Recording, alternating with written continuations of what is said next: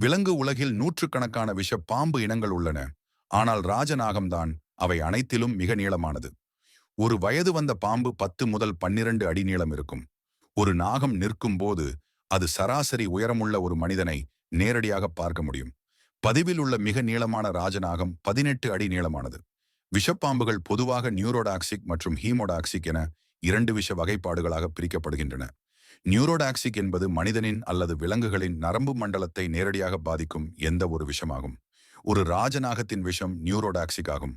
பாம்பு தாக்கும் போது அது ஒரு சிறிய அளவை உற்பத்தி செய்கிறது. இந்த சிறிய அளவு கூட பாம்பின் இரையை முடக்கிவிடும். ஒரு மனிதன் கடித்த சில நிமிடங்களில் இறக்கக்கூடும். யானை போன்ற ஒரு பெரிய விலங்கு சில மணி நேரங்களுக்குள் இறக்கக்கூடும். ராஜநாக பாம்பு மட்டுமே கூடு கட்டும் ஒரே பாம்பு. பெண் நாகப்பாம்பு வழக்கமாக வசந்த காலத்தில் முட்டையிட தயாராகும் போது இலைகள் மற்றும் கிளைகளால் ஒரு கூட்டை உருவாக்குகிறது. பல பாம்புகளைப் போலவே நாகப்பாம்புகளும் மாதங்கள், ஏன் வருடங்கள் கூட சாப்பிடாமல் இருக்கலாம். பாம்புகள் உயிர் வாழ தண்ணீர் குடிக்க வேண்டிய அவசியமில்லை. ஆனால் அவை இயற்கையாகவே ஈரமான பகுதிகளான ஓடைகள், சதுப்பு நிலங்கள் மற்றும் சிற்றோடை படுகைகள் வழியாக செல்லும் போது அவற்றின் வயிறு வழியாக அதை உறிஞ்சிவிடும். இந்த மாதிரி இன்னும் விசித்திரமான உயிரினங்களை பத்தி தெரிஞ்சிக்க நம்ம சேனலுக்கு இப்பவே சப்ஸ்கிரைப் பண்ணுங்க.